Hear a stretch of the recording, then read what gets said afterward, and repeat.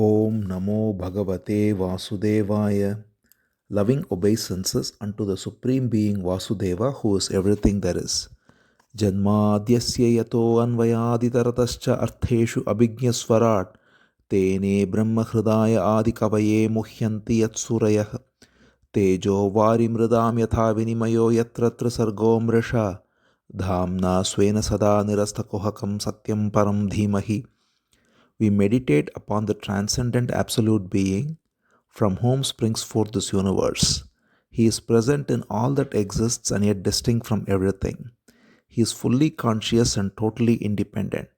He revealed to the first seer Brahma the import of Vedic wisdom. The material creation made of threefold gunas appears in him as though real like water in a mirage.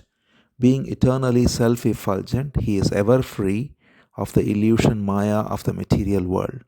We meditate upon him, the Supreme Being.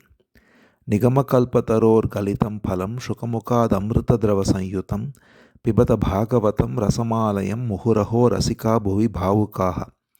O devotees who relish a taste for divine love, Bhagavatam is the fully ripened fruit of the wish-yielding tree of Vedas, flowing as immortal nectar from Shuka Brahma Rishi.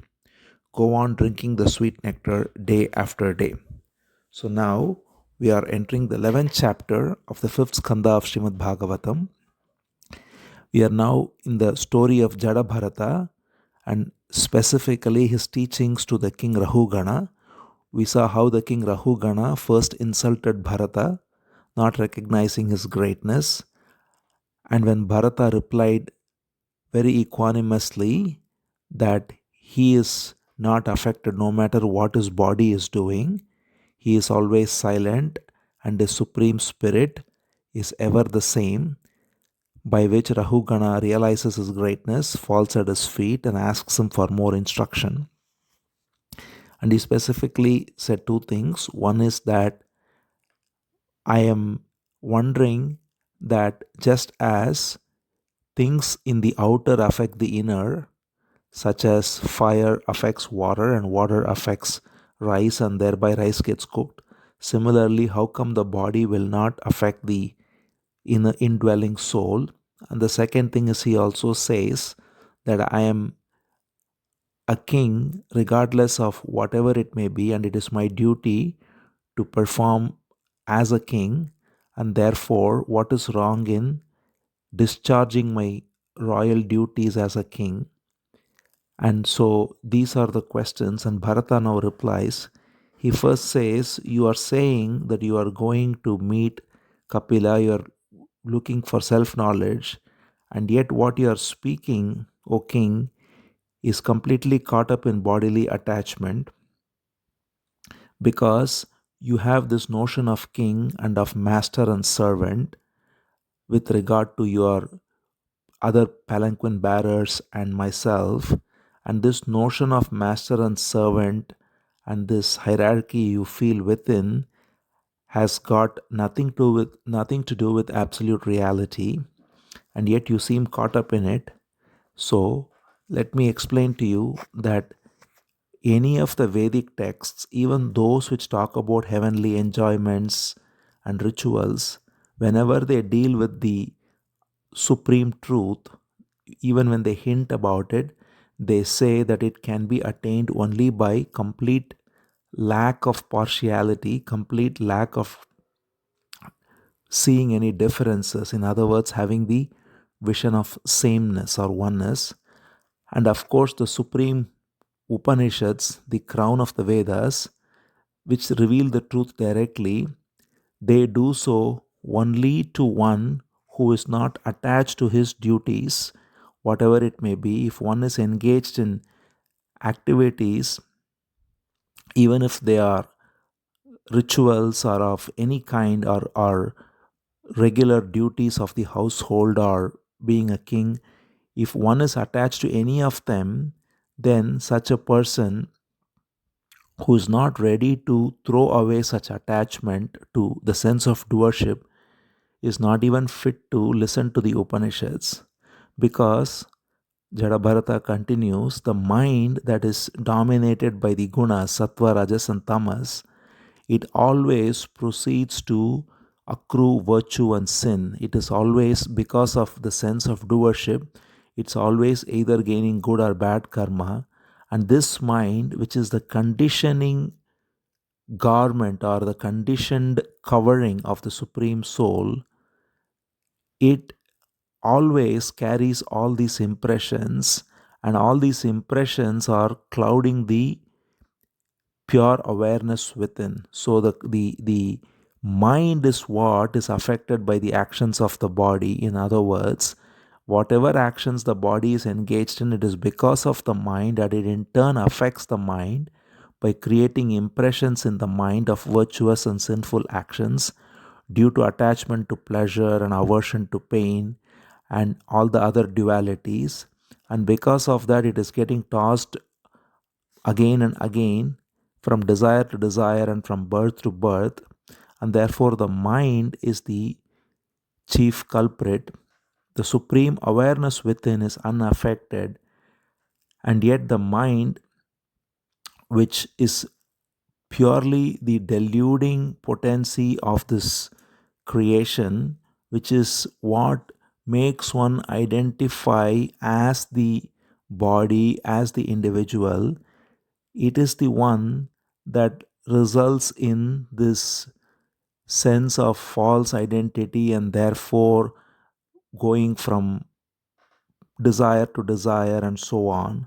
So he says that it's only as long as there is attachment to the mind that this going from misery, suffering, tossing around in waking state and dream state alternately, and taking all that to be me, all this continues because of attachment to the mind. Therefore, he concludes by saying a mind attached to the sense of individuality is the source of all misery, and a mind that is free from all influences such as this, a mind that is silent, is the means for pure realization. He says, Tasmat mano lingam ado vadanti guna agunatvasya paravarasya. He says the mind is the both the friend and the foe. Therefore, it is the foe when it is attached to the activities and thereby caught in a sense of doership. When the mind is silent, it is nothing but the pure awareness itself. A mind without any content, without any identification, is simply the pure self, pure awareness. Therefore, he says, as long as the mind is flowing out in various impure currents, then the realization of the pure beingness is veiled. And when the mind returns to its own source, abides in its own source, then the pure being is realized. And what are the various currents in which the mind flows? He says there are 11 currents, 5 organs of action, 5 organs of perception. The 5 organs of perception are, as we know, sight, sound, smell, taste, and touch. And the 5 organs of action are speech, holding, moving, and copulation and defecation. And then the 11th is the body, or the attachment to the body as me and mine, the sense of ego. Through these 11 currents, Jadabharata says the mind flows outwardly in 11 different ways. So it flows through the 5 senses of perception and thereby gets attached to those senses such as sight, sound, smell, taste, and touch. And similarly with the 5 activities, and most importantly with the sense of body as I and mine. And therefore, because of this, the mind flows outwardly in these impure currents, and then this multiplies. So obviously, every sense creates infinite diversity. There are infinite sounds, infinite sights, infinite smells, tastes, and touches, and same with activities. Therefore, the 11 objects in turn result in hundreds and thousands and millions, and it's bewildering, but you have to realize that everything is proceeding from the same one source, which is pure awareness, which is what we call as the supreme being. Therefore, he says it is the Supreme Being who is ever pure, unattached, looking on merely as the pure awareness, all these endless waves of activities of the mind. So, whatever activities of the mind is there, whatever currents in which the mind flows, all of this is happening because of the power of awareness. It is happening in awareness and it subsides again back into awareness. So, pure awareness is that which is unaffected by the activities of the mind. And yet, if one is attached to the mind as the me, then pure awareness is not realized, just as the clouds are veiling the sun, which is always shining. Therefore, the way out is to not be identified with the various images and the various sense or the various avatars of me, false me, that is projected by the mind through the relations and through the duties and all the rest. When all of this happens, to be not identified in the sense of the doer, in the sense of the seer, in the sense of the speaker, and so on, but to let these activities go on and remain as the pure awareness in which these activities happen is the way out. If one is identified with these activities as the doer, then that veils the sense of pure awareness. And then Bharata continues that this pure awareness, if one realizes it, then that is the all pervading Supreme Being. This is the most ancient original cause of the universe. This is ever present, self effulgent, and free from birth and death. And this is what we call Narayana, the Supreme Being Vasudeva, who is the inner controller of all. He says, the verse is beautiful. Kshetrajna Atma Purushah Puranah Sakshat Swayam Jyotir Ajah Pareshah Narayano Bhagavan Vasudevah Swamayaya Atman Avadhiyamanah. So Kshetrajnaha, the one who is within and knows the inner field, entire field of activity of the mind, pure self, Atma, Purushaha, the Supreme Being, Puranaha, the most ancient original cause of the universe, Sakshat Swayam Jyotihi, the self-effulgent being, Ajaha, unborn, Pareshaha, transcendent. So these are what we call as Narayana, the Supreme Being, or Bhagavan Vasudeva. So when we say Bhagavan or Vasudeva, we refer to this very pure self that is pure awareness and that is self-effulgent. And therefore he says, just as air enters in the form of breath and controls all beings, similarly the Supreme Lord Vasudeva is the all-witnessing inner controller. He says, Paro Bhagavan Vasudevaha Kshetrajna Atma Idam Anupravishtaha. He says he enters the inner recess of all minds. In other words, he is the inner awareness that is situated in the hearts of all beings as Kshetrajna, as the knower of the field of activity. Kshetra is the field of activity which is the reference to the body and the senses and so on. And Kshetrajna is the knower of the field. That's why Krishna also says in the Bhagavad Gita that Kshetrajna mam vidhi sarva kshetreshu bharata. In all the fields, know me as the knower of the field, Kshetrajna. So that's what here it says. Paro Bhagavan Vasudevaha Kshetrajna. He, Vasudeva, is the knower of the entire field. Just as air is in all animate beings, similarly, even more subtler than the air is the Supreme Being as pure awareness within everyone. And therefore, he says, man only revolves in this mundane existence and suffering and misery as long as he doesn't realize this truth of his pure nature as the supreme pure awareness. And this can be done by shaking off this Maya, which is nothing but false identification with the body and the mind as me. So, to put it in a very easy way to recognize this immediately, every image we have of ourself, whether as this body or whether as the mind, or whether as ideas, opinions, affiliations, roles, duties, all the various images we carry, all of this which masquerade as me is all nothing but false veil, and that is what we call Maya. So when we say Maya, it doesn't mean some illusion in the sense of like a magic show that is appears and disappears, but it is simply the false identification with the various images that are projected by the mind as me. When we are free of this false identification of the various images, then what remains is the pure spirit, which is what we just saw beautifully described as Bhagavan Vasudeva, Kshetrajna, the knower of the field of activities. And by knowing so, one is free of the various six enemies. It is said the six internal enemies are lust, anger, greed, infatuation, arrogance, and envy. One is free of all these enemies. One is free of the transmigration from birth to death and to rebirth and so on.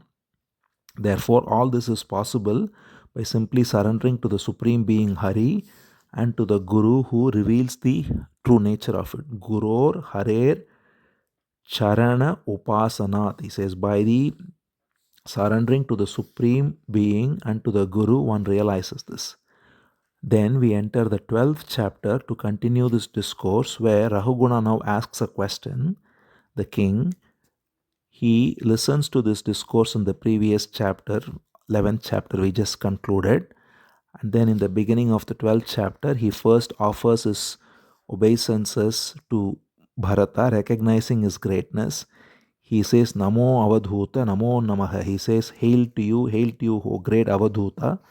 You are clearly an embodiment of self-realization. You have no identification with the body. You have realized the eternal truth, even though you are dressed as some village dunce and not even wearing your sacred thread properly and not even looking like a proper Brahmana, but you are completely realized. I can see that. And just as cold water is cooling to one who is affected by the summer heat, similarly, your words are like nectar to me, since I have been affected by the heat or the misery of attachment, self-identification with this body.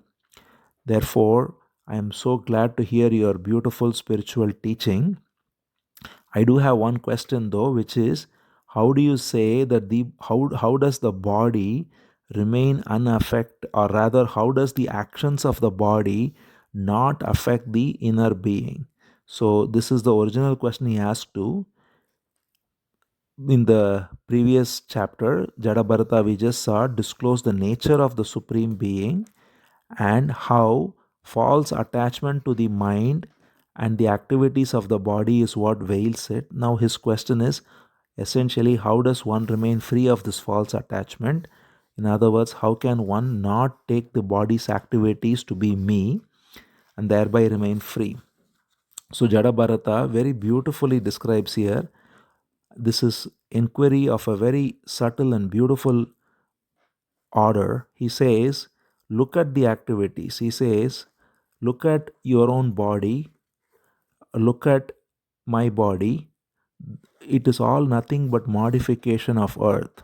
So he says, my here I'm standing on this earth, and what is standing on the earth is itself a modification of earth in the form of my 2 feet. And above that there is 2 ankles, 2 knees, 2 thighs, waist, chest, neck, and shoulders. All of these are nothing but modification of the elements, earth and water, which is what makes up the body. And then on the shoulder of one of the shoulders is the wooden palanquin, which is again a modification of earth. And inside the palanquin resides the king that you are, and your body is again a modification of earth, and all the other palanquin bearers. So in other words, look carefully and see that what you take yourself to be various bodies, including your own body, are nothing but modification of elements. It is earth, water, fire, air, and space that makes up the body. and therefore all there is only modification of the elements. Where is the question of me here?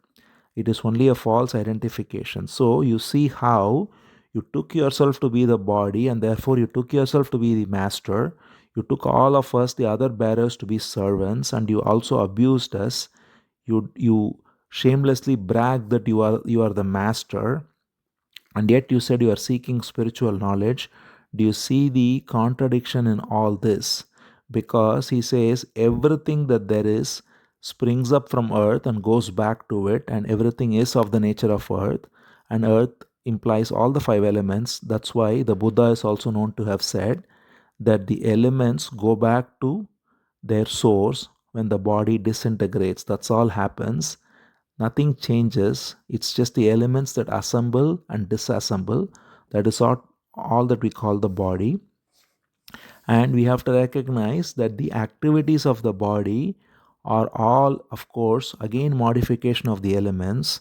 And more subtly, even the activities of the brain are nothing but physical movements. So, what we call the mind is nothing but the movement of the brain away from its source, which is pure awareness.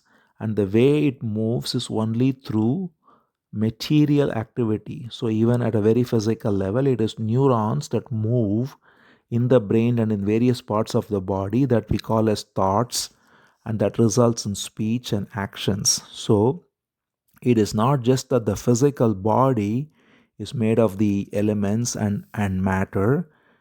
The mind stuff is also made of only matter. What is beyond matter is that which is be- beyond words. Whatever can be described by words is only matter. The pure being, which we call as awareness, which was described beautifully as Narayana or Vasudeva, Bhagavan, Supreme Being, is that which is all only indications, just as the finger pointing to the moon. They are not the moon itself. One can never capture it through the words. And so he says that everything that there is simply a modification of the elements, both the body and the mind, which are nothing but the same thing essentially. And therefore, if you recognize this, then you will have no attachment to the body. Then he goes on to say even more subtly that what we call as the elements, he spoke about the five elements starting with earth. Now he says even the elements, what are they? They are nothing but atoms. It goes into such fine detail in Bhagavatam, well before atomic theory and so on were invented or discovered rather. He says, Kriti Shabda Vritam Sannidhanam Paramanavaha. Paramanavaha, Anu means atom. Paramanavaha means the subtle atoms is what is referred to by the Kriti Shabda. That is, the elements are nothing but the word elements only refer to atoms, because what we call as earth, there is no such thing as earth as one entity but a composition of atoms, and this was revealed by Jadabharata way back then. And then he says more beautifully, then what are the atoms? Then the atoms are simply brought into existence by ignorance. So this is the essence of, in fact, quantum physics, where it says that there is only waves which become particles only through the observer effect, and therefore what we see as matter is essentially just waves, quantum waves, which become matter, as it were, upon observation. So that is alluded to here without, of course, direct knowledge of quantum physics, but through the intuition of the jnani. Jadabharata very beautifully captures the essence of quantum physics by saying that the elements are made of atoms, and what we call atoms are nothing but a projection of thought of the observer, of ignorance. And therefore, in reality, there is no such thing as even atoms. It is only conceived through projection. Therefore, he says anything that we project, whether any kind of phenomenal existence, as such as the bodies, and then we call the body as lean and stout, small and big, some as animate and inanimate, all of this is therefore projection of ignorance. And that's what we call by various names, such as nature, and then we call karma and time and all that. So he concludes this by saying that therefore know that the only truth is the supreme consciousness. See, he concludes this beautifully, that everything is temporary, impermanent, and projection of thought. So all the images, as we saw, created by thought as the sense of me are clearly illusory, they are changing. But now he goes even more subtly and shows that even the physical objects, let alone the mental images such as I am a king, or I am a servant, or I am a worker, or I am a husband, all these images one has are clearly mental images, and he first showed how they are all purely illusion. And now he goes on to show even more subtly that even the so called physical objects you see are nothing but ultimately a projection of thought, because it's made of five elements. Elements are made of atoms, and atoms are only projected due to the observer thought, which through ignorance gives names and forms to atoms. And therefore there is nothing other than consciousness which brings forth matter, and which brings forth various aspects of matter, and then which also brings forth this faculty called mind and the sense of me.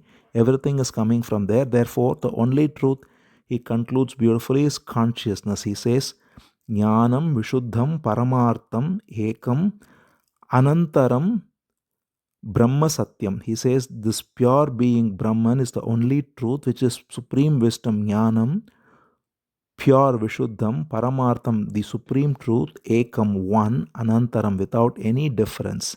And then he says that is what we call as Bhagavan. He says, Pratyak Prashantam Bhagavat Shabda Samyam Yad Vasudevam Kavayo Vadanti. He says that which is supremely peaceful, Prashantam, is what is known as the word Bhagavan. Bhagavat Shabda Sanyam means the word Bhagavan is referred to this pure supreme peace, and that is what we call as Vasudeva. Yat Vasudevam Kavayo Vadanti. Therefore, this is the conclusion of the beautiful discourse of Jadabharata to Rahughana for now. And he also adds there by saying that you cannot realize this through activities outwardly. He says, not by tapas, not by austerities, not by charity, not by executing your duties, not by even studying Vedas, not by doing worship. None of this can help you realize this. The only thing that helps you realize this is grace. He says, tapasa nayati nacha ejyaya nirvapanad grihadva na chandasa naiva jalagni suryair vina mahat pada rajobhishekam. Pada rajobhishekam means the dust of the lotus feet of the great beings, which is symbolic of the grace of the teachers and the teachings. It is only by the grace which is tapped into by the sincerity of the one who wants to be free of the false identification and the misery. The sincerity, Shraddha, and to the teacher and the teaching is what awakens this truth within, not through tapas, not through austerities, not through charities, not through studying Vedas and so on. This is in fact very similar to a beautiful verse in Kathopanishad, where also it is said that not by listening to discourses, not by intellectual processes, not by other various activities, but only by grace can one realize the truth. It's said in Kathopanishad, Nayam Atma Pravachanena Labhyo Namedhaya na Bahuna Shrutena Yame Vaisha Vrinate Tena Labhya Tasyaisha Atma Vivrinate Tanum Swam.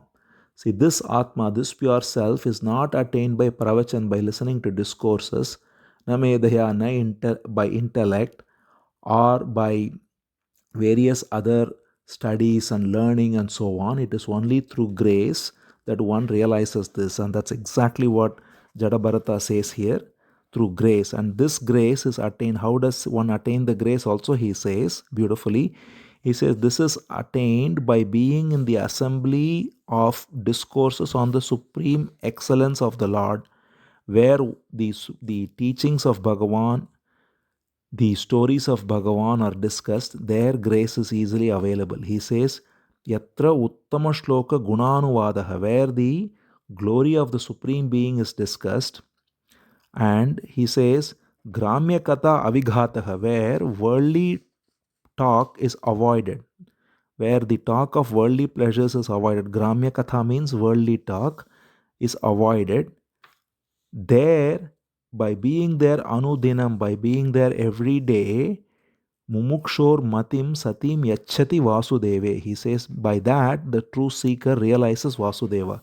So Jadabharata not only first described the nature of the truth, then he described the nature of matter as how it is false, and thereby concluded very clearly and logically that the only truth therefore is consciousness.